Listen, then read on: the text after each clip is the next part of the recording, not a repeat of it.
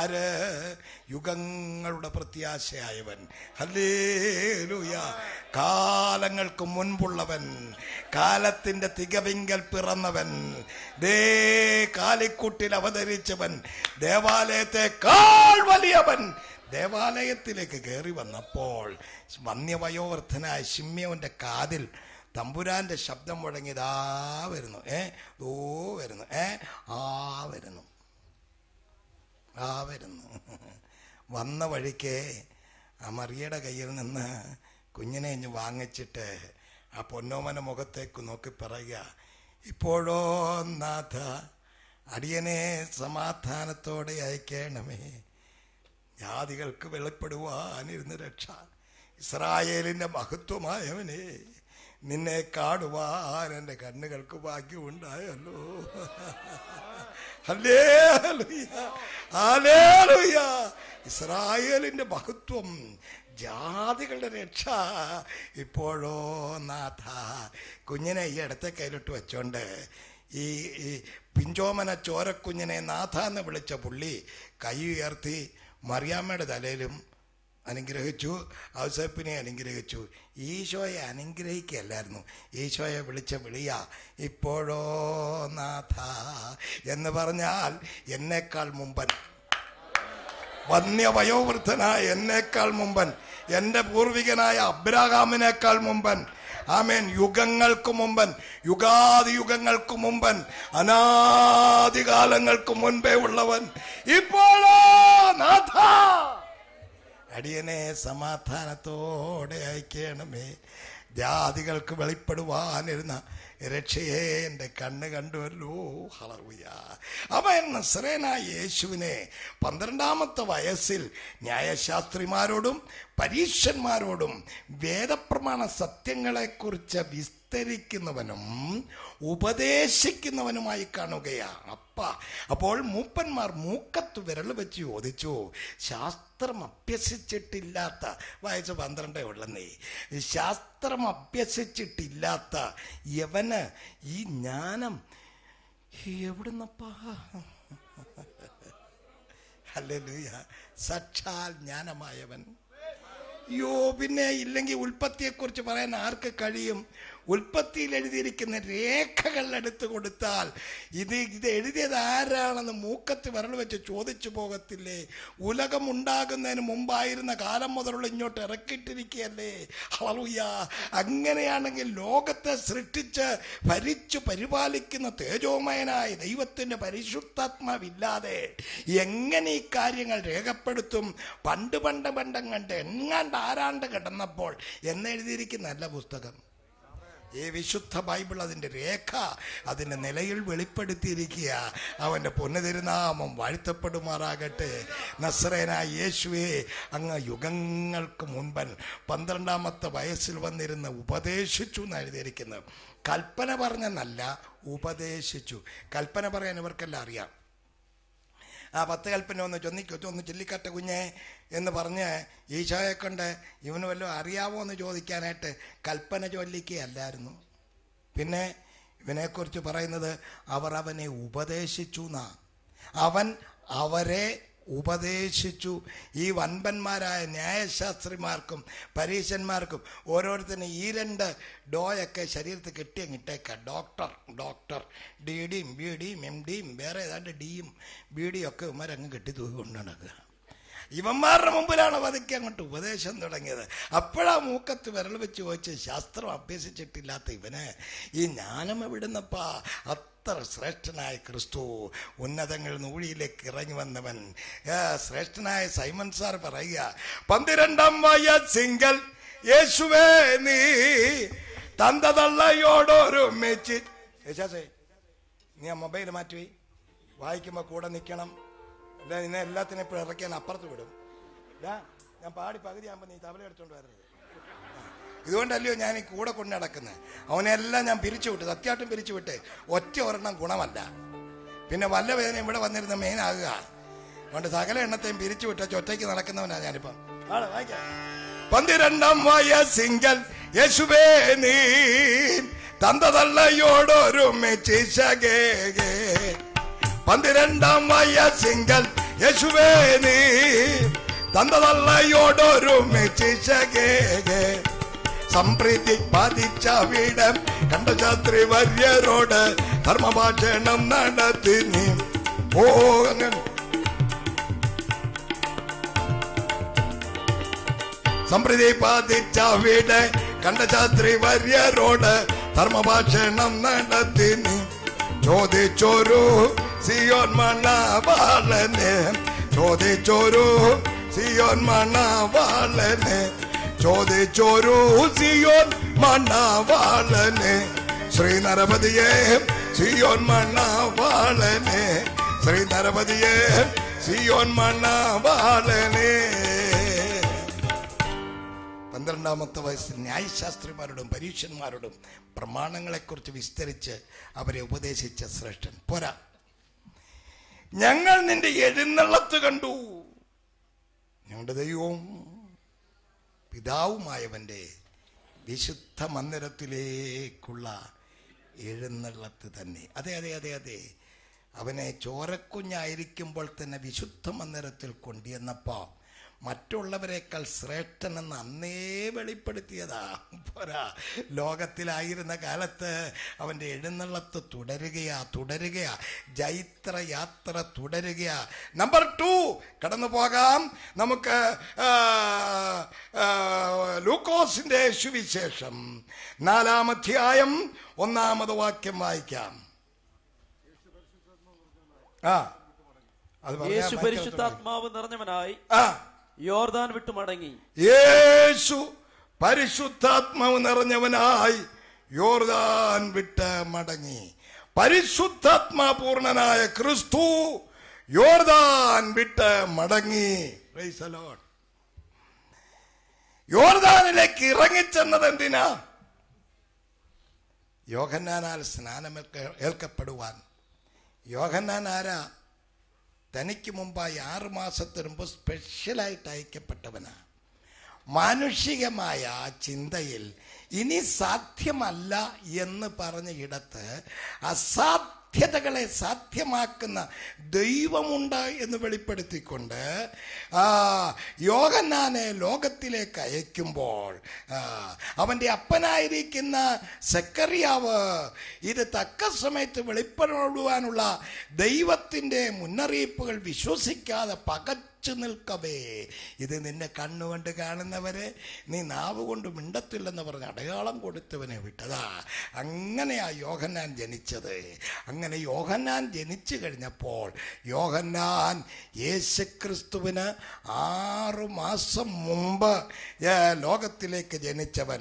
ക്രിസ്തുവിന് മുന്നോടിയായി ഓടി നടന്ന് വിളിച്ചു പറഞ്ഞു, എനിക്ക് പിന്നാലെ ഒരുവൻ വരുന്നുണ്ട്, ഞാൻ അവൻ്റെ കാലിലെ ചെരുപ്പിൻ്റെ വാറഴിപ്പാൻ യോഗ്യനല്ല, എൻ്റെ പിന്നാലെ ഒരുവൻ വരുന്നുണ്ട്, അവൻ നിങ്ങളുടെ ഇടയിലുള്ളവൻ, നിങ്ങളോ അവനെ അറിഞ്ഞില്ല. എൻ്റെ പിന്നാലെ ഒരുവൻ വരുന്നുണ്ട്, ഞാൻ നിങ്ങളെ വെള്ളത്തിൽ സ്നാനം കഴിപ്പിക്കുന്നതേ ഉള്ളൂ, അവനോ നിങ്ങളെ പരിശുദ്ധാത്മാവിലും അഗ്നിയിലും സ്നാനം കഴിപ്പിക്കും.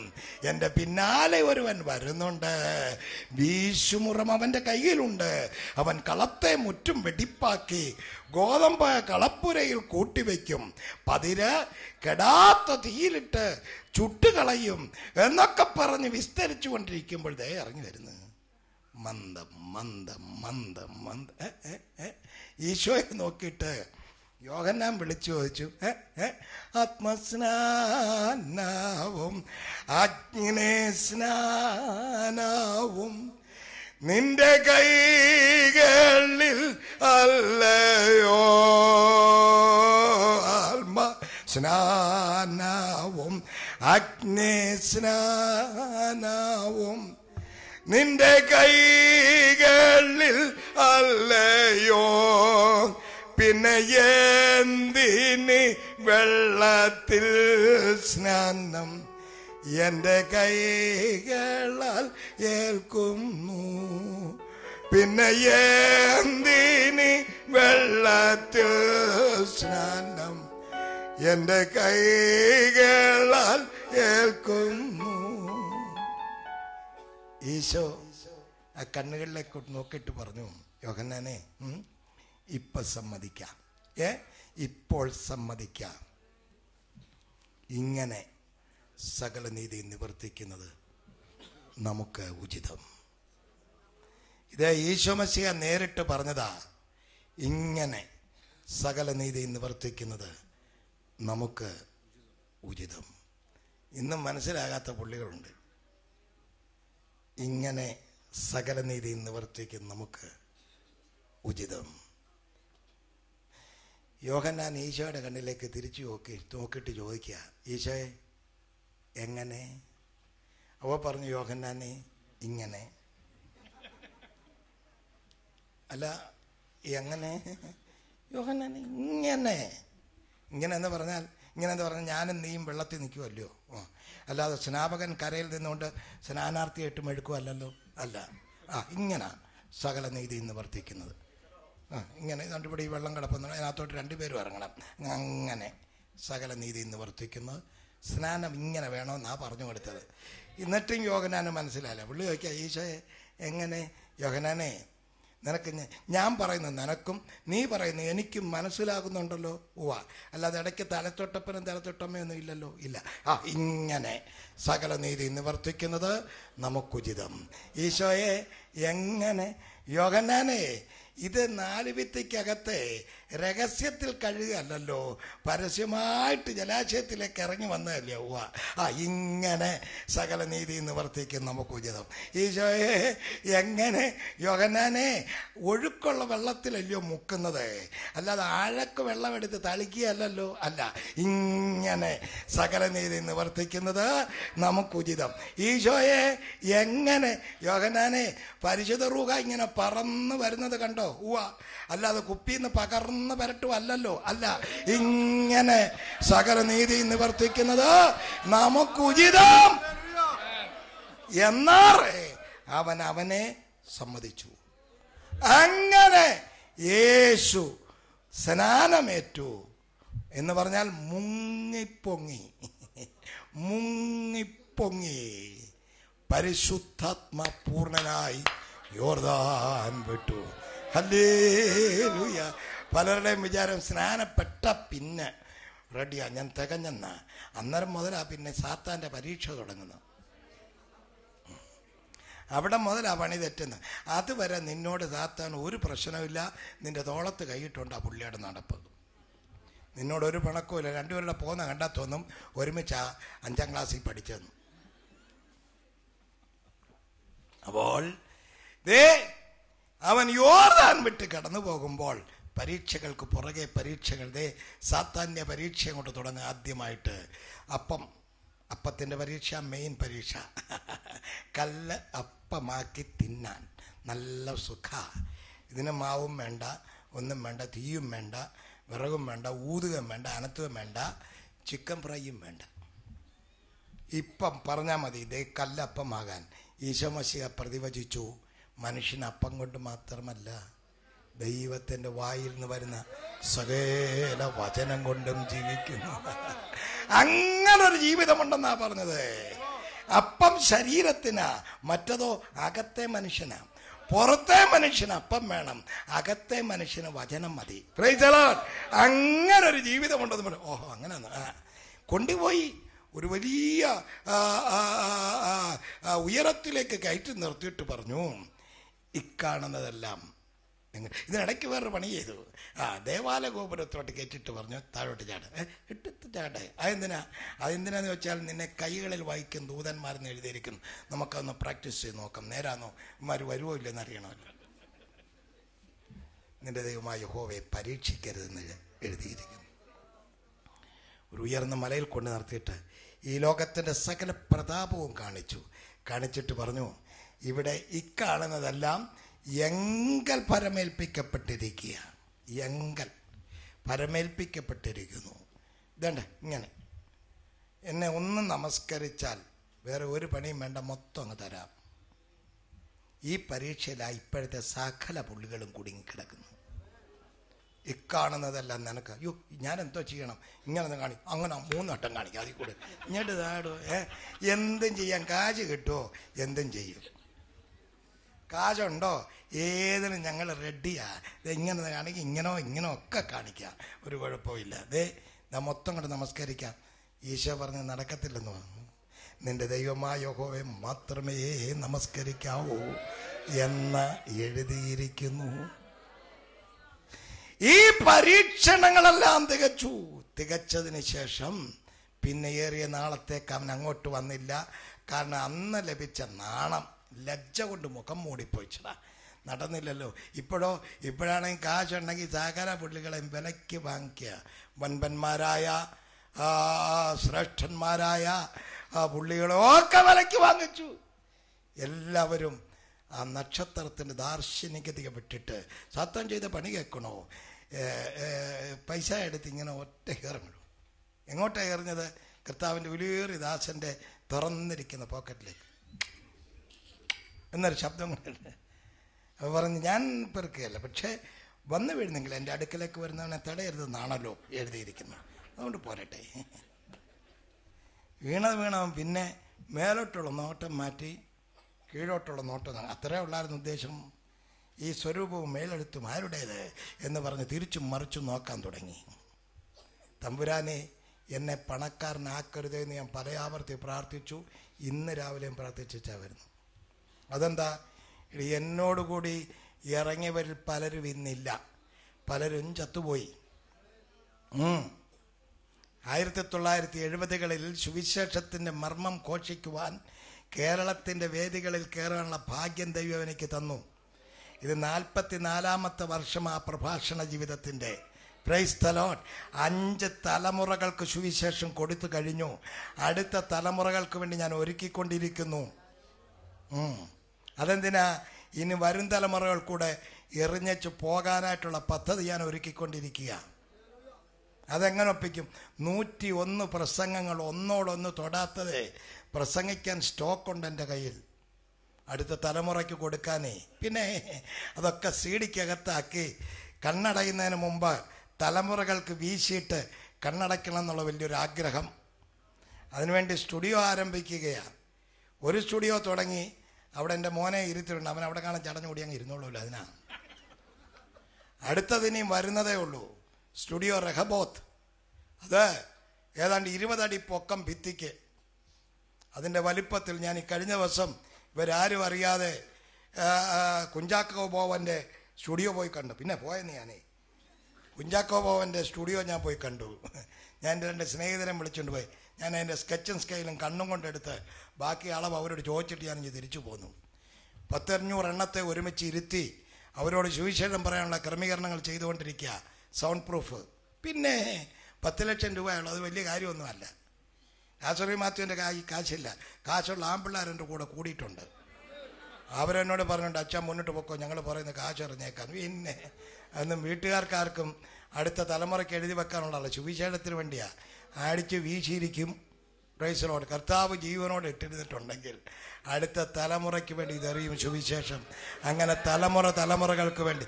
എന്തിനാ ഇത് ചെയ്യുന്നതെന്നോ? ഇപ്പം സുവിശേഷം കിട്ടുന്നില്ല, സുവിശേഷം ഇല്ല. പിന്നെ വേറെ ഏതാണ്ടാ ഇപ്പം കിട്ടുന്നത്? വിടുതൽ. ഇന്ന് രാത്രി വിടുതൽ. ഇന്നലെ ഒരുത്തം വന്ന് വിടുതൽ നടത്തി. ഇന്ന് വരുന്നവനും അത് തന്നെ വിടുതൽ. അപ്പം ഇന്നലത്തെ അത് പൂത്തുപോയി. ഇപ്പം പുതിയ വിടുതലാണ്. നല്ലൊരുത്തൻ ബലൂണ് വീർപ്പിച്ച് അതിട്ട് കുത്തിപ്പൊട്ടിച്ച് വിടുതൽ കാണിച്ചു. തലേന്ന് പറഞ്ഞു, ഞാൻ നാളെ സാത്താൻ്റെ കരൾ പൊട്ടിക്കും. ആളുകൾ നേരത്തെ വന്ന്, കാരണം 2 കാര്യത്തിനാണ്. സാത്താനെ കാണണം, കരളും കാണണം, പൊട്ടിക്കുന്ന കാണാനാ. അപ്പോൾ വന്നപ്പോൾ പുള്ളി അവിടെ നിൽക്കുന്നടാ, സാത്താനില്ല പുള്ളി തന്നെയാണല്ലോ. അപ്പോൾ അവർക്ക് മനസ്സിലായി പുള്ളി തന്നെ ആള്. പിന്നെ പുള്ളി എങ്ങോട്ട് പോയൊരു ബലൂണ് മാറ്റിക്കൊണ്ടുവന്ന പൂന്ന് വീർപ്പിച്ചു. അതിട്ട് ചവിട്ടിയിട്ട് പൊട്ടിയില്ല. 2 പിള്ളേർ വട്ടമിട്ടെന്നാണ് ചോട്ടിച്ചിട്ടും പൊട്ടിയില്ല. അവസാനം പിന്നെ പുള്ളി സൂചി എടുത്ത് കുത്തി അങ്ങനെ പൊട്ടിച്ചു. അപ്പോൾ സാത്താൻ്റെ കരൾ പൊട്ടാൻ ഇത്രയേ ഉള്ളൂ. സാത്താൻ്റെ കരൾ. നീ വേറെ പണി നോക്ക്. പുസ്തകം തൊടരുത്, നിന്റെ കൈ പുഴുക്കും. സന്തതിക്ക് ഗുണം വരണം എന്നുള്ളവൻ ഈ വേദപുസ്തകം അനാദരവോടുകൂടി തൊടരുത്. ആദരവോടുകൂടി തൊട്ടവൻ്റെയൊക്കെ സന്തതികളെ ദൈവം അനുഗ്രഹിച്ചു. അതിൻ്റെ ഉത്തമ ഉദാഹരണമാണ് ഞാൻ. ഏഴംകുളം മത്തായി വിദേശി, താമരക്കുളം മത്തായി വിദേശി എന്നറിയപ്പെട്ടിരുന്നൊരു കാലമുണ്ട്. താമരക്കുളത്ത് തന്ത വീട്ടിൽ നിന്ന് താറ് വെച്ചിറങ്ങിയവനെ എൻ്റെ അപ്പൻ. നടുകേറിയ തോർത്ത് നാണം മറയ്ക്കാൻ നിവർത്തിയില്ലാഞ്ഞിട്ടേ അതെടുത്ത് താറ് വച്ചു. എന്തിനാന്ന് ചോദിച്ചാൽ നാട്ടിൽ നിൽക്കാൻ നിവർത്തിയില്ലാഞ്ഞിറങ്ങിയതല്ല. പരിശുദ്ധാത്മാവിന്റെ ശക്തി പ്രാപിച്ചപ്പോൾ ബ്രദറുകാരുടെ 3-ാം തലമുറയായ തുണ്ടുവളക്കിഴക്കയിൽ അവറാച്ചന്റെ 3-ാം തലമുറയായിരുന്നു എൻ്റെ വല്യപ്പൻ പത്രോച്ചന്. അങ്ങനെ ഇറക്കി വിട്ടു. മത്തായിക്ക് വട്ടാന്നും കൊണ്ട് ഇറക്കി വിട്ടതാ. അങ്ങനെ താമരക്കുളത്തുനിന്ന് ഇറങ്ങിപ്പോന്ന എൻ്റെ അപ്പൻ പഴകുളത്തുനിന്ന് പെണ്ണും കെട്ടി ഏഴംകുളത്ത് ചെന്ന് അങ്ങനെ 3 കുളത്തിലാണ് ഞങ്ങളുടെ കിടപ്പ്. താമരക്കുളം, പഴകുളം, ഏഴംകുളത്ത് എന്ന് 7 സെന്റ് വസ്തുവിൽ 7 മക്കളെ ജനിപ്പിച്ചിട്ട് പിന്നെ അന്ന് കഞ്ഞു കുടിക്കാൻ നിവർത്തിയില്ലായിരുന്നു. ഒത്തിരി കാലങ്ങളുണ്ടെന്ന്. പിന്നെ ദാരിദ്ര്യമൊക്കെ തമ്പുരാൻ ഈയിടയ്ക്കാ മാറ്റി തന്നത്. എന്തിനാന്ന് ചോദിച്ചാൽ ഞങ്ങളെ ഇതിനകത്തിട്ട് പഠിപ്പിക്കാനായിരുന്നു. മുതലാളിയുടെ മക്കളായി ജനിച്ചിരുന്നെങ്കിൽ ഞാനും തുടങ്ങിയാൻ റിയൽ എസ്റ്റേറ്റ്. സുവിശേഷം പറയേണ്ടതിന് വേണ്ടി ദൈവം എന്നെ ഒരുക്കിയപ്പോൾ ഞാൻ ദൈവത്തോട് പ്രാർത്ഥിക്കുക, എന്നെ പണക്കാരനാക്കരുത്. പണക്കാരനാക്കിയാൽ എന്നെ പിന്നെ ഇത് പറയാൻ കൊള്ളിക്കത്തില്ല. ഞാൻ നോട്ടു എണ്ണിക്കൊണ്ട് ഇരുന്ന് പോകും. എനിക്കത് വേണ്ട. അങ്ങനെ ഒരു അരിഷ്ടനാകുന്നതിൻ്റെ തലേ ദിവസം എനിക്ക് മരിക്കുന്നതാ ലാഭം.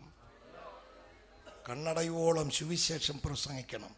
പ്രസംഗിച്ച് ഒരു ദിവസം സ്റ്റേജിലേക്ക് വീഴുമ്പോൾ അന്ന് അതിൻ്റെ മുകളിൽ കയറി ചവിട്ടി നിന്ന് പ്രസംഗിക്കാൻ എൻ്റെ മകനുണ്ടായിരിക്കത്തില്ല. അവൻ എന്നെ താങ്ങിയെടുത്ത് കാറെ കയറ്റി വീട്ടിൽ കൊണ്ടുപോകും. അത്രയേ ഉള്ളൂ. എനിക്കങ്ങനെ ഒരു ചിന്ത എന്നെ വല്ലാതെ ഈ ദിവസങ്ങളിൽ അലട്ടുന്നുണ്ട്.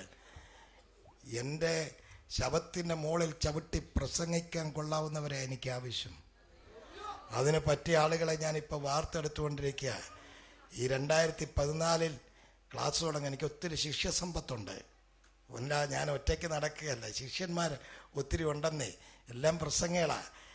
ചിലരെ കൂടെ വലിച്ചെടുത്ത് ഒരു 10 എണ്ണത്തെ വട്ടമിട്ടിരുത്തി ഇങ്ങനെ പ്രസംഗിക്കണമെന്ന് പഠിപ്പിക്കാൻ തുടങ്ങുക. അത്യാവശ്യമുള്ളവരെന്നെ വിളിച്ചാൽ മതി. ഒരു സീറ്റ് 10 സീറ്റ് അത് 11ാമത്തിന് ഇരുത്തത്തില്ല. 10 എണ്ണത്തിന് ഇത് കൊടുക്കണം. എന്തിനാന്ന് ചോദിച്ചാൽ എങ്ങനെ പ്രസംഗിച്ച് കൂടാ എന്നാദ്യം പഠിപ്പിക്കും. അത് കഴിഞ്ഞിട്ടാ എങ്ങനെ പ്രസംഗിക്കണമെന്ന് പഠിപ്പിക്കുന്നത്. പിന്നെ മണിക്കൂറുകൾ ജനം മുമ്പിലിരിക്കണമെങ്കിലേ അത് പറയേണ്ടത് പറയാൻ പഠിക്കണം. ഇല്ലെങ്കിൽ ഓരോരുത്തരായിട്ട് അവരവരുടെ പോക്കിന് പോകും. അവസാനം കുഞ്ചിയും കുത്തി നീയും പോകും. അത്രയേ ഉള്ളൂ.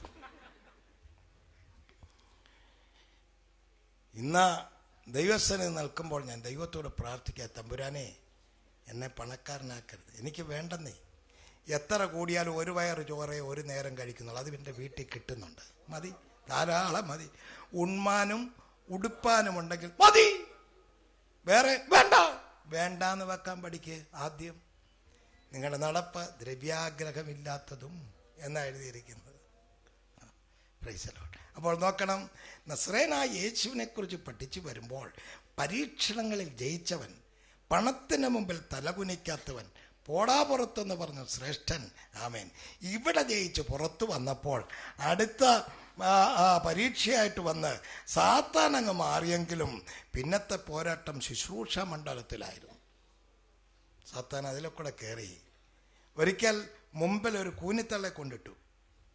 ഇങ്ങനെ ഇരിക്കുക. സൃഷ്ടാവേ, ഇതെന്താ ഇങ്ങനെ ഇരിക്കുന്നത്?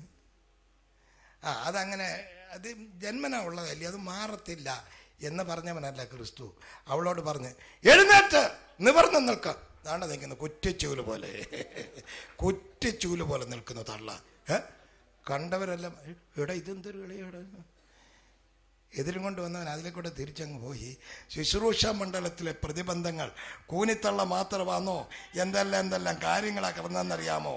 ഇവിടെ വായിച്ചു വരുമ്പോൾ മുടന്തനെ കൊണ്ടുവന്നിട്ട് കൊടുക്കുന്നു. ഒരുത്തൻ മുടന്തി ഇതെന്താ ഇങ്ങനെ ആയിപ്പോയത്? ശിക്ഷിച്ചു കൊണ്ടുവന്നപ്പോൾ ഒരു ഇഞ്ചിൻ്റെ വ്യത്യാസം വന്നല്ലോ. കർത്താവ് അവനെ തുള്ളിച്ചാടി നടക്കുമാറാക്കി. അന്ധന്മാരെ മുന്നിൽ കൊണ്ടുവന്നിട്ടു. ഈശോ നിലത്തു തുപ്പി അപ്പോഴത്തന്നെ കൃഷ്ണമണി 2 എണ്ണം ഉണ്ടാക്കി അങ്ങോട്ട് തേച്ച് വെച്ചു കൊടുത്തു. പറഞ്ഞ് നീ ഈ ലോകങ്ങളത്തിൽ പോയി വിളിച്ചു പറഞ്ഞു.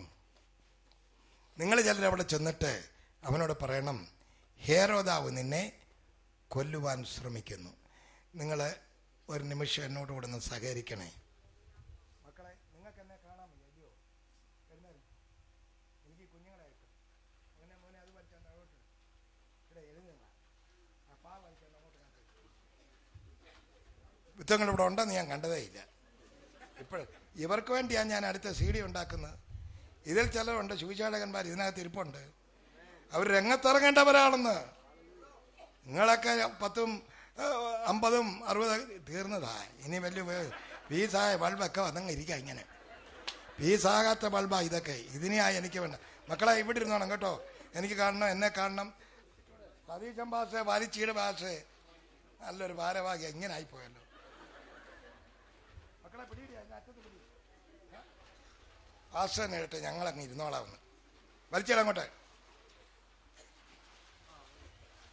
ചൊവ്വ വലിച്ചിട. കുഞ്ഞുങ്ങൾക്കല്ല ഇരിക്കണം.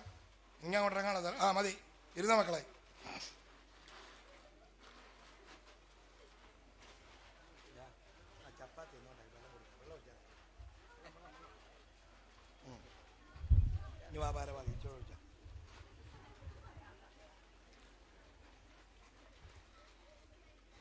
രാഷ്ട്രീയമായ ഒരു എതിർപ്പ്. ഹേരോദാവ് വിളിച്ചു പറഞ്ഞു, ഹേരോദാവ് നിന്നെ കൊല്ലുവാൻ തിരക്കുന്നു എന്ന് പറ. ഇയാളെ കുറച്ചാളുകൊണ്ട് വിചാരിച്ചു ഒന്ന് കാണണമെന്ന്. കാണാൻ കിട്ടാതെ വന്നപ്പോഴത്തെ എന്നാൽ കൊല്ലാമെന്ന് വിചാരിച്ചു. അപ്പോൾ ചെന്ന ആളിനെ വിട്ട് പറയിച്ചു, യേശുവിനടുത്ത് ഗുരു, ഹേരോദാവ് നിന്നെ കൊല്ലുവാൻ ശ്രമിക്കുന്നു. പ്രതികരണം എന്താണെന്നറിയാൻ അവർ നോക്കി നിൽക്കുമ്പോൾ സുസ്മേരവദനായി ഈശോ മശിഹ അവരുടെ കണ്ണുകളിലേക്ക് അപ്പോഴത്തെ കൽപ്പമൊന്ന് ശമിച്ചായി മിണ്ടണ്ടെന്ന് പറഞ്ഞു. ഇത് സഹിക്കാൻ വയ്യാത്ത വേറൊരു പാർട്ടിയുണ്ട്. പരീശന്മാർ, ന്യായശാസ്ത്രിമാർ, മഹാപുരോഹിതന്മാർ, സാമുദായിക അധ്യക്ഷന്മാർ. അവർക്ക് സഹിക്കാൻ വയ്യാതിരുന്നത് ശബത്തിൽ ഇവൻ പണി ചെയ്യുന്നത് മോശമാണ്. ഇവൻ ദൈവത്തിൽ നിന്ന് വന്നവനായിരുന്നെങ്കിൽ, എന്റെ പിതാവ് ഇന്ന് വരെ പ്രവർത്തിക്കുന്നു, ഞാനും ഇന്ന് വരെ പ്രവർത്തിക്കുന്നു. പ്രവർത്തിക്ക് നിവൃത്തിയില്ല, അതങ്ങനെ തന്നെ അനസ്യൂതം തുടരുകയാണെന്നാ പറഞ്ഞത്. അതുകൊണ്ട് ശനിയാഴ്ച കൊണ്ടാടുന്ന കാര്യം എൻ്റെ അടുത്ത് ഇറക്കണ്ടെന്നാ പറഞ്ഞത്. ഞാനും ഇവിടെ നിന്ന് പറയാ, അപ്പണി നീ ഇവിടെ ഇറക്കണ്ട, വേറെ എവിടെങ്കിലും പോയി ഇറക്കിക്കോ, ഞാൻ അവിടെയും വരുന്നുണ്ട്. 4 ഇടത്ത് ശബദികാർക്ക് ഖണ്ഡനം പ്രസംഗിക്കാൻ പോയി. 4 ഇടത്തും ഖണ്ഡിച്ചു. അടൂര് 8 കുടുംബം അസംബ്ലീസ് ഓഫ് ഗോഡിൽ നിന്ന് പണ്ട് ശാബത്തിലോട്ട് പോയത്. 8 എണ്ണത്തെയും തിരിച്ചു പിടിച്ച് അസംബ്ലീസ് ഓഫ് ഗോഡിന്റെ ഹോളിനകത്ത് കൊണ്ട് കയറ്റിച്ചാൽ ഞാൻ തിരിച്ചു പോന്നു. എവിടെങ്കിലും ഈ ദുരുപദേശം പ്രസംഗിക്കുന്ന എവനെങ്കിലും എൻ്റെ അറിവിൽ കിട്ടിയ പിറ്റേ ദിവസം കൊണ്ട് ഞാൻ അവിടെ നിന്നെ അടിമുടി കണ്ണിച്ചിരിക്കും എന്ന് ഇവിടെ വെച്ചേ അങ്ങ് പരസ്യം പറയാ.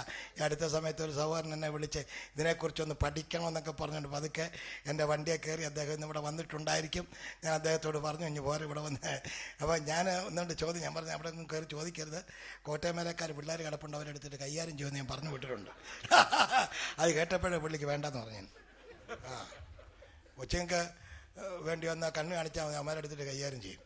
അപ്പോൾ അതുകൊണ്ട് ഞാൻ പറഞ്ഞു, അവിടെ നിന്നൊന്നും പറയരുത്, വേണമെങ്കിൽ ഒരു സൗകര്യം ഒരുക്കിയാൽ അവത്തങ്ങൾ വന്ന് എവിടെ സൗകര്യം എന്ന് വെച്ചാൽ വന്ന് പ്രസംഗിക്കാം, പണം മുടക്കി യോഗം നടത്തണമല്ല, ചുമ്മാതെ ചക്കാത്ത് പഠിപ്പിക്കത്തില്ലെന്ന് പറഞ്ഞിട്ടുണ്ട്. എൻ്റെ പിതാവ് ഇന്ന് വരെ പ്രവർത്തിക്കുന്നു, ഞാനും ഇന്ന് വരെ പ്രവർത്തിക്കുന്നു. രാഷ്ട്രീയമായ എതിർപ്പുകൾക്കും സാമുദായിക എതിർപ്പുകൾക്കും ഖണ്ഡനം കൊടുത്തുകൊണ്ട് നസ്രായനായ യേശുക്രിസ്തുവിൻ്റെ ജൈത്രയാത്ര അനസ്യൂതം തുടരുകയായി മുൻപോട്ട്. ഹല്ലേലൂയ, ആമേൻ. അങ്ങനെ പരിശുദ്ധാത്മാവ് നിറഞ്ഞവനായി യോർദാൻ വിട്ടവനായി യേശുക്രിസ്തുവിന്റെ രാഷ്ട്രീയവും സാമുദായികവുമായ സകല എതിർപ്പുകൾക്കും അന്തം വരുത്തിക്കൊണ്ട് താനൊരിക്കൽ കഴുതപ്പുറത്ത് കയറി ദേവാലയത്തിലേക്ക് യാത്രയായി. നാട്ടുകാർ മൊത്തം എണ്ണവും ഇരു സൈഡുകളിൽ നിൽക്കുക, എതിർത്തവർ സഹിതം വന്ന് നിൽക്കുമ്പോൾ യേശുക്രിസ്തു തിരുവചനത്തിന്റെ നിവൃത്തീകരണം എന്ന വണ്ണം കഴുതപ്പുറത്ത് യെരൂശലേമിലേക്ക് യാത്രയായി.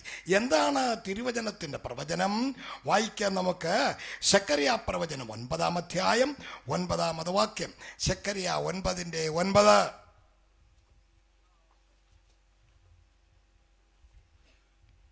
സിയോൻ പുത്രിയെ ഉച്ചത്തിൽ ഘോഷിച്ചാനന്ദിക്കുക, യെരൂശലേം പുത്രിയെ ആർപ്പിടുക.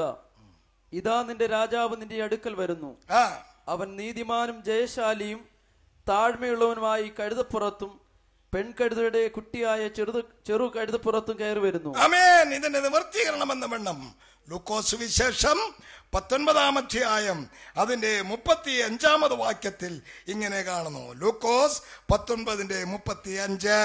അതിനെ യേശുവിന്റെ അടുക്കൽ കൊണ്ടുവന്നു, തങ്ങളുടെ വസ്ത്രം കഴുതക്കുട്ടിമേലിട്ട് യേശുവിനെ കയറ്റി. അവൻ പോകുമ്പോൾ അവർ തങ്ങളുടെ വസ്ത്രം വഴിയിൽ വിരിച്ചു. അവൻ ഒലിവുമലയുടെ ഇറക്കത്തിനടുത്തപ്പോൾ ശിഷ്യന്മാരുടെ കൂട്ടമെല്ലാം തങ്ങൾ കണ്ട സകല വീര്യപ്രവൃത്തികളെയും കുറിച്ച് സന്തോഷിച്ച് അത്യുച്ചത്തിൽ ദൈവത്തെ പുകഴ്ത്തി.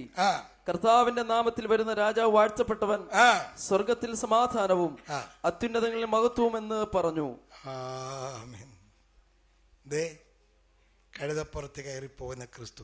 കുതിരയെ കിട്ടാഞ്ഞല്ല, കുതിരപ്പുറത്തല്ല, ഇപ്പൊ കഴുതപ്പുറത്താ കയറേണ്ടത്. കാരണം ക്രിസ്തു ഉന്നതങ്ങൾ നൂഴിയിലേക്ക് വന്നത് പ്രവാചകനായി നിൽക്കാന്. ഹല്ലേലൂയ.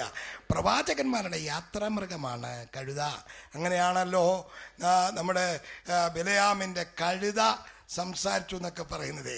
കഴുതപ്പുറത്ത് യാത്ര ചെയ്യുകയായിരുന്നു പ്രവാചകന്മാരുടെ പരിപാടി. അപ്പോൾ യേശു കഴുതപ്പുറത്ത് കയറി വാഹനമേറി അങ്ങനെ മന്ദം യാത്ര ചെയ്യുമ്പോൾ നാട്ടുകാർ വഴിയിൽ വസ്ത്രങ്ങൾ വിരിച്ചു. തോളത്തിട്ടിരുന്ന ഉത്തേരിയങ്ങൾ എടുത്ത് വഴിയിലിങ്ങനെ അങ്ങോട്ട് വിരിച്ച് വസ്ത്രങ്ങൾ തീർന്നപ്പോൾ ചില്ലിക്കൊമ്പുകൾ വെട്ടി വഴിയിൽ വിതറിയും ആ കഴുതയ്ക്ക് ആദരവ് പ്രഖ്യാപിച്ചുകൊണ്ട് അതിന്മേൽ ഇരിക്കുന്നവന് ആരാധന കൊടുത്തുകൊണ്ട് ജനമുറക്കപ്പാടി ഹല്ലേലൂയ, ഹോശാന ദാവീദിൻ സുതനേ, ഹോശാന ഹോശാന ഹോശാന ഹോശാന ദാവീദിൻ സുതനേ, ഹോശാന ഹോശാന ഹോശാന. പരിശുദ്ധൻ പരിശുദ്ധൻ പരമശക്തൻ, നിരന്തരം സ്തുതികൾ മുഴങ്ങിടട്ടെ. ഹോശാന ദാവീദിൻ സുതനേ, ഹോശാന ഹോശാന ഹോശാന. സിയോൻ പുത്രി, ഇതാ നിന്റെ രാജാവ് കഴുതപ്പുറത്ത് കയറി സൗമ്യനായി വാഹനമേറി എഴുന്നള്ളുന്നു. ഹല്ലേലൂയ. അവരാദരിച്ചു കഴുതയെ, ആരാധിച്ചു ക്രിസ്തുവിനെ. അല്ലാതെ ക്രിസ്തുവിനെയും കഴുതയും കൂടെ ഒരുമിച്ചങ്ങ് ആരാധിക്കല്ലായിരുന്നു. ഞാൻ വാഴപ്പള്ളി ഭാഗത്തോട്ട് ചെല്ലുമ്പോൾ, ചങ്ങനാശ്ശേരിക്കപ്പുറമേ വാഴപ്പള്ളി, അവിടെ ഒരു അച്ഛനും ഒരു പട്ടിയും കൂടെ. പട്ടി അച്ഛൻ ഓമനിച്ച് വളർത്തിയ പട്ടിയാ. ആ പട്ടിയുടെ തലയിലോട്ട് അച്ഛൻ ഇങ്ങനെ കയ്യും തൊട്ടുകൊണ്ട് നിൽക്കുന്ന ഒരു പ്രതിമയുണ്ട്.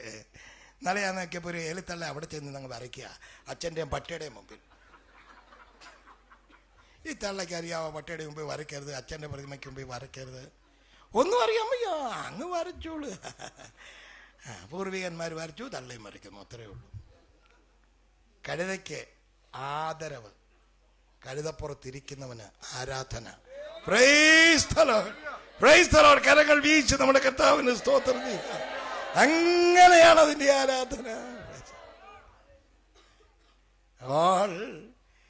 നടന്ന് യെരൂശലേം ദേവാലയത്തിലേക്ക് ചെല്ലുമ്പോൾ നമ്മുടെ വാക്യം പിന്നെയും തല ഉയർത്തുക. അതെന്താ?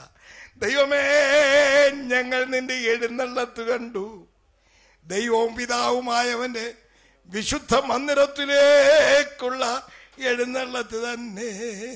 അവൻ വെടിയില്ല, പടക്കമില്ല, ചെണ്ടകൊട്ടില്ല, ലഹളമറയില്ല, പോയില്ല, തൂവാലയെടുത്ത് മേലോട്ട് ഏറില്ല, അടിച്ചു വീശി ഹിയർ എന്നുള്ള വിളിയുമില്ല.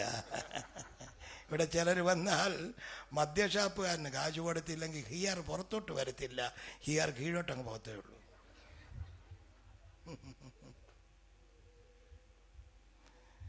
കുറച്ച് വെള്ളവടി മക്കളെ വളർത്തി നരകത്തിൽ കൊണ്ടുപോകാല്ല. രക്ഷിക്കപ്പെടണം. ഈ വർഷമെങ്കിലും ഗുണപ്പെടണം, ഈ വർഷമെങ്കിലും ഗുണപ്പെടണം. മാമോദീസ വെള്ളം നീ മദ്യം അടിക്കരുത്. നിന്റെ പുറത്ത് മാമോദീസ വെള്ളം വീണതാ, അതിന്റെ മാന്യതയെങ്കിലും നീ നോക്കണേ, ദൈവത്തെ ഓർത്ത്. പ്രവാചകൻ ജമ്മേലിന്റെ പേരും ദാനിയേലിൻ്റെ പേരും ഒക്കെ അപ്പന്മാർ നമുക്ക് ഇട്ടേക്കുന്നത്. നീയോ അടിച്ച് വീശി ഇങ്ങാണ്ടൊക്കെ കിടക്ക്, നീ നരകത്തിൽ പോകും. ഇന്ന് രാത്രി ഞാൻ ഇന്ന് വിളിച്ചു പറയുന്നത്, ഇനിയൊരു പ്രസംഗം എനിക്ക് ഒത്തില്ലെങ്കിൽ എൻ്റെ അവസാന പ്രസംഗമായിട്ട് കൂട്ടിക്കോ. നീ ഗുണപ്പെട്ടാൽ എനിക്കത് ധാരാളം മതി. അക്കരയിൽ വെച്ച് കാണണം, അതുവേണ്ടി മാത്രമേ ഉള്ളൂ. അല്ലാതെ വേറെ സ്വത്രാഴ്ച വാങ്ങിച്ച അതുകൊണ്ട് അനുഭവിക്കുന്നത്. എനിക്ക് കുടലിന് വേദന വരും, അതുകൊണ്ടാ. ദേ കുടി നിർത്തണേ, ദേ ഇടപാടുകളൊക്കെ നിർത്തണേ, വേണ്ടേ ഇടയ്ക്കിടയ്ക്കുള്ള മറ്റിടത്തുള്ള പോക്കൊക്കെ നിർത്തണേ. അവളോട് പറ വേറെ ആരെങ്കിലും തിരക്കടി, നീ വീട്ടിൽ നിൽക്കേ, നിന്റെ പിള്ളേർക്ക് സ്വന്തമായിട്ട് ജീവിക്കുക, അതാ ശരി കേട്ടോ. ഇരിക്കുന്നവരൊന്ന് ഇരിക്കുന്ന ഇരിപ്പ് കണ്ടാത്തൊന്ന് അയ്യ കർത്താവിൻ്റെ അമ്മ മറിയായിരിക്കും. നിന്റെ ആ ഒളിച്ചൊളിച്ചുള്ള ഇടപാടുകളൊക്കെ നിർത്തണം. ദൈവത്തെ വിളിക്കണം. കഷ്ടപ്പെട്ട് അന്വേഷിച്ചുകൊണ്ട് തരുന്നവനെതിരായിട്ട് നീ കമ്പോളമൊന്നും നടത്തരുത്, മര്യാദയ്ക്ക് നടന്നോണം. നീ നരകത്തിൽ പോയി കിടന്ന് അപ്പം ചൂടത്തെ ഉള്ളേ, പറഞ്ഞേക്കാം. ഇതാ ഇന്നത്തെ എൻ്റെ സുവിശേഷം, ഉള്ളതങ്ങ് പറഞ്ഞേച്ച് പോകാനാ. പൈസലോ യേശു ദേവാലയത്തിലേക്ക് അവിടെ ചെന്നാന്നോ നേരത്തെ ഉണ്ടാക്കിക്കൊണ്ട് പോയാന്നാ എനിക്ക് തോന്നുന്നു. ചാട്ടാവറെണ്ണം കൈക്കലാക്കി ഇവിടെ നടക്കുന്ന നേരത്തെ കണ്ടുവച്ചു പോയതാന്ന് തോന്നുന്നു. നേരത്തെ കൊണ്ടുവന്നാന്നാ എനിക്ക് തോന്നുന്നത്. എന്തോ ഒരു ചാട്ടാവാറുണ്ടാക്കി അടിയും തുടങ്ങി ഒരറ്റത്തൊന്ന് സകല എണ്ണ ഓടി. ഇതുണ്ടാക്കിയില്ലെങ്കിൽ ഇവന്മാർ പോകത്തില്ലെന്നറിയാം. ഒരു വീശു ഒരു പയറ്റും കൂടെ ഒരൊറ്റ തകർപ്പ്. പ്രാക്കളെ വിൽക്കുന്നവനൊക്കെ പ്രാവിനെ പറത്തിയച്ചോടി. പൊന്നച്ചു ഇത് എടുത്തുകൊണ്ട് ഓടാനുള്ള കഴിവില്ല, അതുകൊണ്ട് കെട്ടഴിച്ചു വിട്ട് പറഞ്ഞ് ഓടിക്കൂടോ, ഞാൻ ഓടുക, നിങ്ങളങ്ങ് ഓടിക്കുമോ. ആടൊക്കെ ഓടി ഊപ്പാട് വന്ന ആടെങ്ങോട്ടാ പോയെന്ന് ഒരടിവുമില്ല. ആടിനെയും പ്രാക്കളെ വെക്കുന്നവനെ പൊന്മാണി പക്കാൻ്റെ മേശയ്ക്കിട്ടൊരു ചവിട്ടി അതെല്ലാം കൂടെ കിക്കിലുക്കും കിരികിലുക്കും താ കിടക്കുന്നു. യേശുവിനകത്തോട്ട് എല്ലാവരും ഇറങ്ങാം. എൻ്റെ പിതാവിൻ്റെ ആലയം പ്രാർത്ഥനാലയം എന്ന് വിളിക്കപ്പെടും. നിങ്ങളോ അതിനെ കള്ളന്മാരുടെ ഗുഹകളാക്കി തീർത്തു. ഞാനേ വെട്ടിയാറ്റാ പ്രസംഗിക്കുന്നത്. മുമ്പേ പറഞ്ഞല്ലോ, ഏഴംകുളം മത്തായി വിദേശി വന്ന് കാലുകുത്തി പ്രസംഗിച്ചിടമ. അന്ന് എൻ്റെ അപ്പന് കഞ്ഞു കൊടുത്ത എത്രയെത്ര മാതാപിതാക്കൾ ഇവിടുന്ന് അക്കരയിലേക്ക് തിരശ്ശീലയ്ക്ക് അപ്പുറത്തേക്ക് പോയി. സന്തതികൾ പലരുമുണ്ട്, അവരാരും എൻ്റെ പിതാവിനെ കണ്ടിട്ടില്ല. ഇന്നിപ്പം ഞാനിവിടെ നിൽക്കുന്നതേ അപ്പൻ്റെ കെയർ ഓഫ് ഉണ്ടെങ്കിലും ഞാനിവിടെ നിൽക്കുമ്പോൾ എനിക്ക് ചില ബലങ്ങളൊക്കെ ഉണ്ട്. എനിക്ക് വേണ്ടപ്പെട്ട കുടുംബങ്ങൾ ഇതിൻ്റെ ചുറ്റുപാടുകളിലുണ്ട്. ഞാനിവിടുന്ന് സൗദി ചെന്നപ്പോൾ ഒരുത്തനുണ്ട് ഓടിക്കൊണ്ട് വരുന്നു. വന്നു കെട്ടിയൊരു പിടുത്തവും. ഞാൻ ചോദിച്ച മോനെ എന്നെ അറിയോ? ഇല്ല, ഞാൻ ലാസർ മാമൻ്റെ അളിയൻ്റെ മോനാ, പാലത്തിൻ്റെ തൊട്ട് കിഴക്ക വിട്ടിട്ടാ. ഞാൻ പറഞ്ഞ മോനെ നീ ഞാനിവിടെ. അവനും ഒരു കൂട്ടായ്മയൊക്കെ തന്നാ വിട്ടത്, അല്ല ചുമ്മാതെ കെട്ടിപ്പിടിക്കുകയല്ലെന്ന്. പിന്നെ എവിടെ ചെന്നാലും ഇതിൻ്റെ ഓരോ തൈ അവിടെ ഇവിടെയൊക്കെ ഉണ്ടെന്നേ. അവിടെയൊക്കെ എൻ്റെ അനിയത്തി പൊന്നമ്മയെക്കുറിച്ച് ഞാൻ 2 വാക്ക് നല്ലത് പറയും, കാരണം അവത്യങ്ങൾ വല്ലതും തരുന്നേ തന്നോട്ട്. ഇന്നും വന്ന് എന്ന് അവളെ കണ്ട് എൻ്റെ കയ്യിൽ നിന്ന് അല്പം വാങ്ങിച്ച് കഴിച്ച് ഞാൻ ഈ കയറി നിൽക്കുന്നത്. അതിൻ്റെ ബലത്തിലാണ് ഞാൻ ഇവിടെ നിൽക്കുന്നത്, അല്ലെങ്കിൽ എപ്പോഴേ ഞാൻ പ്രസംഗം നിർത്തിയാണ്. പ്രിയമുള്ളവരെ, സുവിശേഷത്തിന് വേണ്ടി ഇറങ്ങിപ്പുറപ്പെട്ടവരുടെ തലമുറ അനുഗ്രഹിക്കപ്പെട്ടു. നീയും അനുഗ്രഹിക്കപ്പെടണമെങ്കിൽ, നിന്റെ തലമുറകൾ അനുഗ്രഹിക്കപ്പെടണമെങ്കിൽ ദൈവത്തെ വിളിക്കാൻ തയ്യാറാകുക. സന്ധ്യയ്ക്ക് പ്രാർത്ഥന തുടങ്ങും വീടുകളിലൊക്കെ. എന്നും വെട്ടിയാറ് കൺവെൻഷൻ 10ാം തലമുറ 11ാം കൺവെൻഷൻ എന്ന് പറഞ്ഞുകൊണ്ടിരിക്കാതെ കണ്ട് എല്ലാ വീടുകളിലും സന്ധ്യയ്ക്ക് പ്രാർത്ഥന ആരംഭിക്കണം, എല്ലാ വീടുകളിലും ആരാധന ആരംഭിക്കണം. വെളുപ്പിനെയുള്ള പാട്ട് നമ്മുടെ തലമുറകൾക്കൊക്കെ മറന്നുപോയി. എല്ലാത്തിനും തല്ലിയെണ്ണയും വെച്ച് പ്രാർത്ഥിപ്പിക്കും. കർത്താവ് വരാറായി, അതിനുവേണ്ടി തലമുറകളെ ഒരുക്കണമെന്ന് ഞാൻ വിളിച്ചു പറഞ്ഞത്. ദേവാലയത്തിലെ ഇന്ന് അഴുക്ക് അടിച്ച് ഇളക്കി പുറത്തു കളഞ്ഞു. അഴുക്ക് അടിച്ചിറക്കി പുറത്തു കളഞ്ഞു. ദേവാലയ ശുദ്ധീകരണം ഒരു പുരോഹിതൻ എന്നുള്ള നിലയിൽ നിന്നുകൊണ്ട് അവൻ അങ്ങനെ നിർവഹിക്കുകയാണ്. ദേവാലയത്തെ ശുദ്ധീകരിച്ചവൻ ശക്തിയോടുകൂടി ദേവാലയത്തിൽ നിന്നുകൊണ്ട് എൻ്റെ പിതാവിൻ്റെ ആലയം എന്ന അവകാശം ചൊല്ലിയ ശ്രേഷ്ഠൻ. ഹല്ലേലൂയ. ഒരു ആഴ്ച അങ്ങോട്ട് കഴിഞ്ഞപ്പോൾ രക്തവും ചിന്തിയവനായി തോളിൽ ഭാരമേറിയ കുരിശും വഹിച്ചുകൊണ്ട് അവൻ ഏത് തലത്തുകൂടെ കഴുതപ്പുറത്ത് കയറി സ്വീകരണങ്ങൾ ഏറ്റുവാങ്ങിപ്പോയോ, അതേ തലത്തിൽ കൂടെ ഭാരമേറിയ മരക്കുരിശും തോളിൽ വഹിച്ചുകൊണ്ട് ധാരധാരയായി രക്തമൂറ്റിയവനായി, മുൾക്കിരീടം വെച്ച് തലയിൽ ആഞ്ഞടിയേൽക്കപ്പെട്ടവനായി, തലയിലെ മുൾമുനകളിൽ നിന്ന് താഴേക്ക് രക്തം ധാരധാരയായി ഒഴുകിയവനായി, അവന്റെ മുഖത്ത് നിന്ന് രോമങ്ങൾ വലിച്ചു വലിച്ചു വലിച്ചു പറിച്ച് അവിടെല്ലാം കനൽ വെച്ച് നീര് വെച്ച് കനൽക്ക് വല്ലാതെ ചുമന്ന് തുടുത്ത് ധാരധാരയായി രക്തം ഉണങ്ങി അവനെ കണ്ടാൽ ആളല്ലെന്ന് തോന്നിക്കുമാറ് അവന്റെ മുഖം വിരൂപമായപ്പോൾ ഭാരമേറിയ മരക്കുരിശ് തോളിൽ വെച്ച് കെട്ടിപ്പിടിച്ചുകൊണ്ട് വണ്ടി വലിക്കുന്നത് പോലെ ഭാരമേറിയ മരക്കുരിശ് തോളിൽ വഹിച്ചവനായി യെരൂശലേമിന്റെ തെരുക്കോണുകളിൽ കൂടെ ഗോൽഗോഥ വരെ വേച്ചും വിറച്ചും രക്തം ധാരധാരയായി ഒഴുകിയവനായി. ഹല്ലേലൂയ. കൂടെ ചമ്മട്ടിയാൽ അടിയേൽക്കപ്പെട്ടവനായ ക്രിസ്തു ഗോൽഗോഥയിലേക്ക് നടന്നു നീങ്ങുമ്പോൾ ഹല്ലേലൂയ ഹല്ലേലൂയ അവന്റെ ഊറി വീണ രക്തത്തുള്ളുകളിൽ മാനവജാതിയുടെ രക്തം ചിന്തണ്ട സ്ഥാനത്ത് അവന്റെ പാപത്തിന് പരിഹാരം കൊടുക്കുവാൻ ഈ രക്തത്തുള്ളികൾ പര്യാപ്തമായിരുന്നു. ശിരസിൽ മുൾമുടി അണിഞ്ഞവനായി, ഹൃദയം നിന്നയാൽ തകർന്നവനായി, ആ ശിരസിൽ മുൾമുടി അണിഞ്ഞവനായി, ഹൃദയം നിന്നയാൽ തകർന്നവനായി, വേദനയാൽ ഏറ്റവും വലഞ്ഞവനായി, തൻ ജീവന് വെടിയുന്നു സ്വയം നിനക്കായി, വേദനയാൽ ഏറ്റവും തൻ ജീവന് കണ്ടാലും കാൽവരിയിൽ കുരിശിൽ ശിരസതും ചാഞ്ഞുവരൻ കണ്ടിടുക പ്രിയനെ നിനക്കായി തൂങ്ങിടുന്നു മൂന്നാണികളിൽ ആ കണ്ടിടുക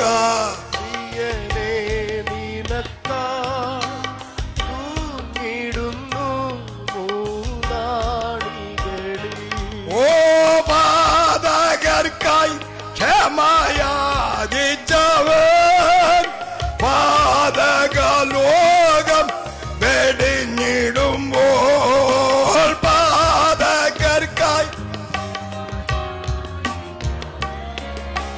പാതകലോകം വെടിഞ്ഞിടുമ്പോൾ, നിവർത്തിയായി സകലവുമെന്നോ നീയഹോ സ്വന്ത പ്രാണൻ പിതാവിനെയേൽപ്പിക്കുന്നു, നിവർത്തിയായി സകലമെന്നോ നീയഹോ സ്വന്ത പ്രാണൻ. ആമേൻ. കണ്ടാലോ കാൽവരിയിൽ കുരിശിൽ ശിരസതും ചാഞ്ഞുവരൻ ആ കണ്ടിടുക പ്രിയനെ നിനക്കായി തൂങ്ങിടുന്നു മൂന്നാണികളിൽ, കണ്ടിടുക പ്രിയനെ നിനക്കായി തൂങ്ങിടുന്നു മൂന്നാണികളിൽ. വിശുദ്ധ ലൂക്കോസ് എഴുതിയ സുവിശേഷം 23-ാം അധ്യായം 26 മുതൽ 31 വരെയുള്ള വാക്യങ്ങൾ പുനർചിന്തയ്ക്കായി വായിക്കുന്നു. ലൂക്കോസ് 23-ാം അധ്യായം 26 മുതൽ 31 വരെ. അവനെ കൊണ്ടുപോകുമ്പോൾ വയലിൽ നിന്ന് വരുന്ന ശീമോൻ എന്ന ഒരു കുറേനക്കാരനെ അവർ പിടിച്ചു ക്രൂശ് ചുമപ്പിച്ചു യേശുവിന്റെ പിന്നാലെ നടക്കുമാറാക്കി.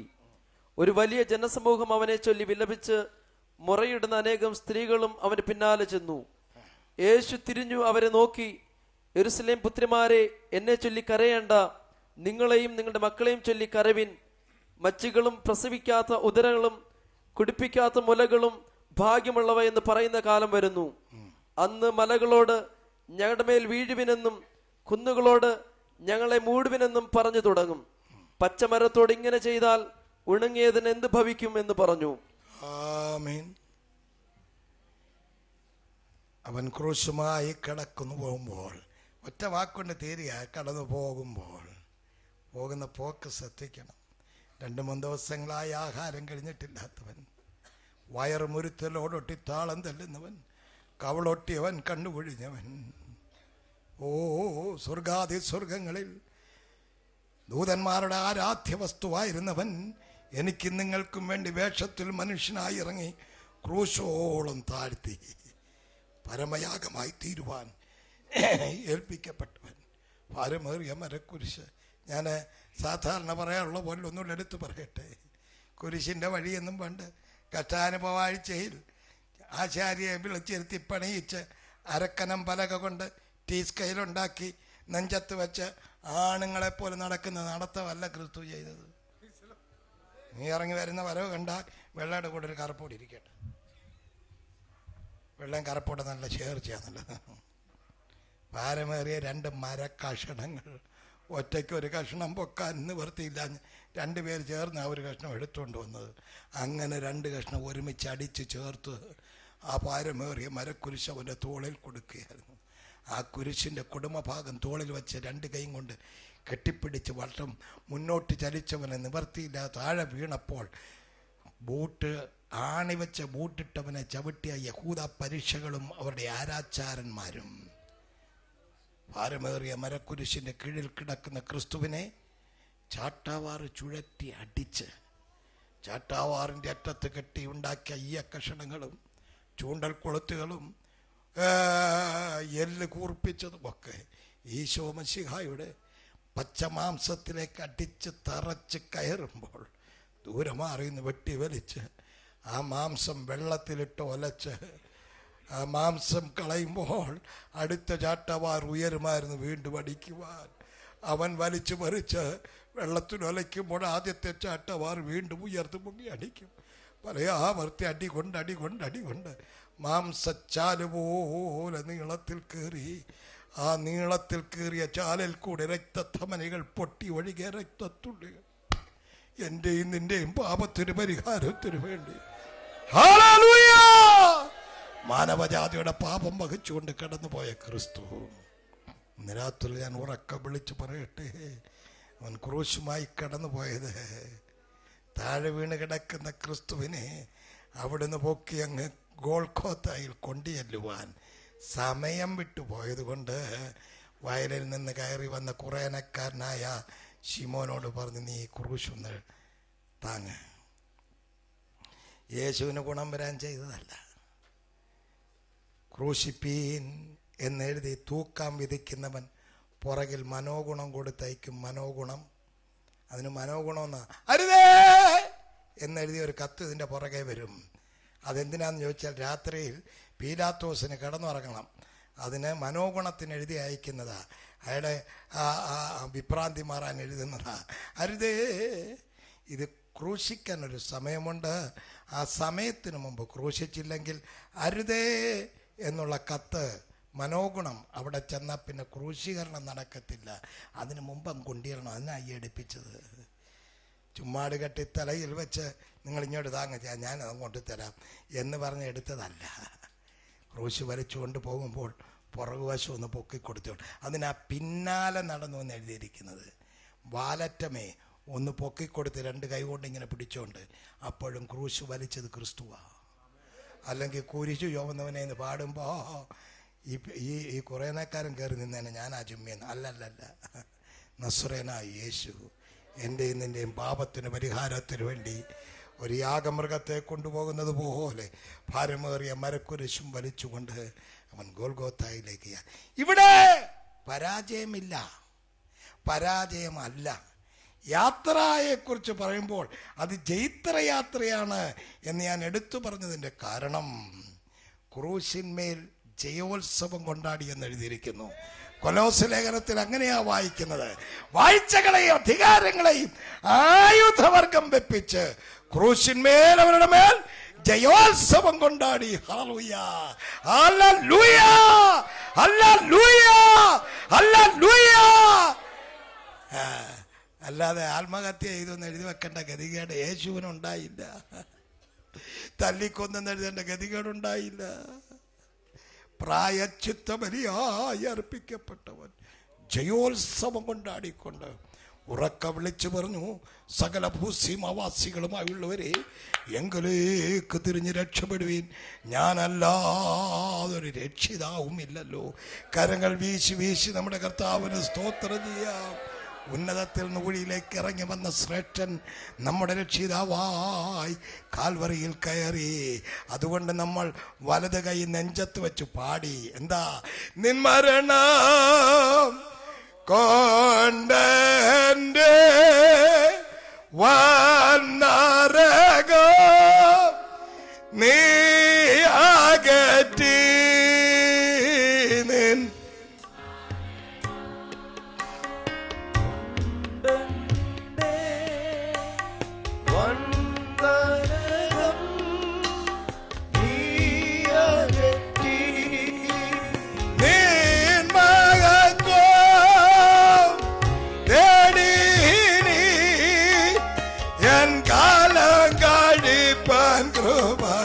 ചെയ്യണമേ, എൻ കാലം കഴിപ്പാൻ കൃപ ചെയ്യണമേ. ദേവേശ യേശു പര ജീവനെ നീക്കായഴിഞ്ഞോ. ഓ ദേവേശ യേശു പര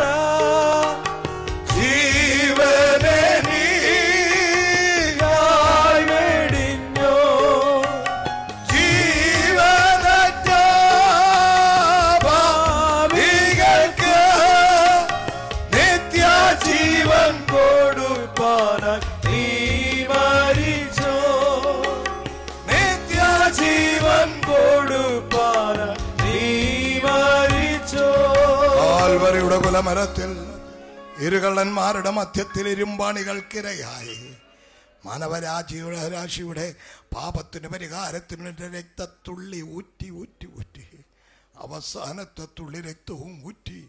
പിന്നെ രക്തവും വെള്ളവും വാർന്നൊഴുകി. പരാജയമില്ലാതെ ജൈത്രയാത്ര നടത്തിയവൻ, ആമേൻ, നസ്രയനായ യേശു ക്രിസ്തു കാൽവറിയിൽ നേരിട്ട് കല്ലറയിലേക്കാണ് യാത്ര ചെയ്തത്. ചിലരുടെ വിചാരം, അയ്യോ എൻ്റെ ദൈവമേ എന്ത് കഷ്ടമായി. ഒരു കഷ്ടവുമില്ല. തിരുവചനത്തിൽ വായിക്കുന്നത് അവൻ ആഴത്തിലേക്ക് ഇറങ്ങി ബദ്ധന്മാരെ പിടിച്ചുകൊണ്ട് ഉയരത്തിൽ. വായിച്ചേ എഫെസ്യ ലേഖനം 4-ാം അധ്യായം അതിൻ്റെ 8 മുതൽ 10 വരെയുള്ള വാക്യങ്ങൾ. എഫെസ്യർ 4:8 മുതൽ 10 വരെ. അതുകൊണ്ട് അവൻ ബദ്ധന്മാരെ പിടിച്ചുകൊണ്ടുപോയി ഉയരത്തിൽ കയറി മനുഷ്യർക്ക് ദാനങ്ങളെ കൊടുത്തു എന്ന് പറയുന്നു. പിന്നെ കയറി എന്നതിനാൽ അവൻ ഭൂമിയുടെ അധോഭാഗങ്ങളിലേക്ക് ഇറങ്ങി എന്ന് വരുന്നില്ലയോ? ഹല്ലേലൂയ. ഇവിടെ മത്തായിച്ചനെ അടക്കാനായിട്ട് 6 അടി മണ്ണ് മതി. 6 അടി മണ്ണ്. അതിനകത്ത് 4 അടി കുഴിയെടുത്ത് അവിടെ ഇട്ട് വെച്ചിട്ട് മണ്ണൊക്കെ കൂമ്പാരം കൂട്ടി അവിടെ കൊണ്ടുവന്ന റീത്തെല്ലാം എടുത്ത് നെഞ്ചത്ത് വെച്ച് ചവിത്തുങ്ങൾ പോവുക. 2 ദിവസം കഴിയുമ്പം തെളിയും.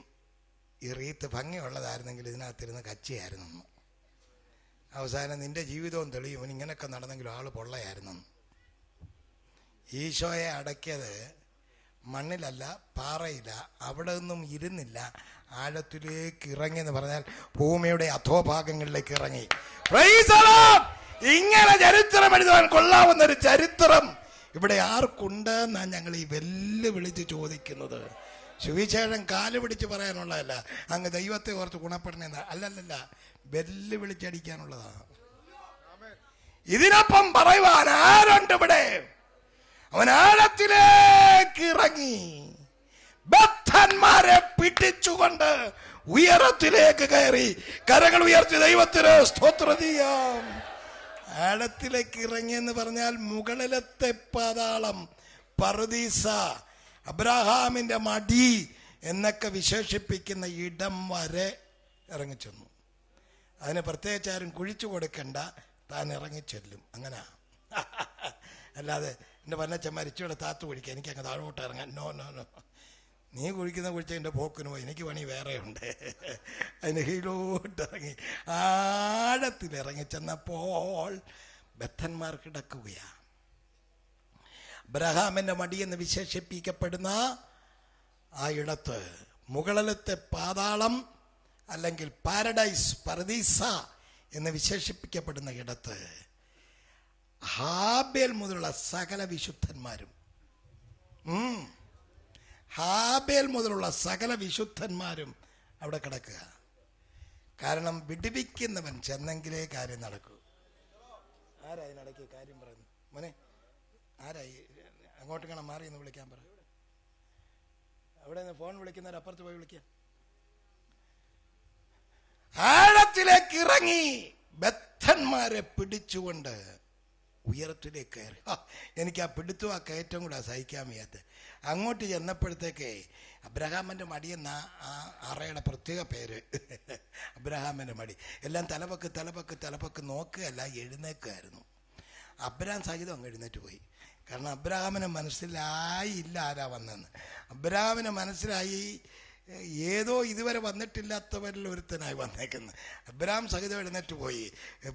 അപ്പോൾ എൻ്റെ കർത്താക്കാർ ഇരിക്കെ ഈ കർത്താവിനെ കുറിച്ച് പറയാൻ ഒരുത്തൻ എടുത്തൊരു ചാട്ടം. അതാ യോഹന്നാൻ സ്നാപകൻ ശിരസ് ഛേദിക്കപ്പെട്ട അന്ന് ഇവിടെ കയറിയതാ. താൻ ചാടി പറയാനായിട്ട് മുകളിലേക്ക് എഴുന്നേൽക്കുമ്പോൾ എൻ്റെ കർത്താവ് കൈ നിക്ക് യോഹന്നാനെ നിക്ക്. അബ്രഹാമേ അറിയോന്ന് ചോദിച്ചാൽ കണ്ടിട്ടുള്ള പോലെ തോന്നുന്നു. എനിക്ക് അങ്ങോട്ട് പെട്ടെന്ന് തിരിയുന്നില്ല. എന്ന് ഞാൻ പറഞ്ഞുതരാം.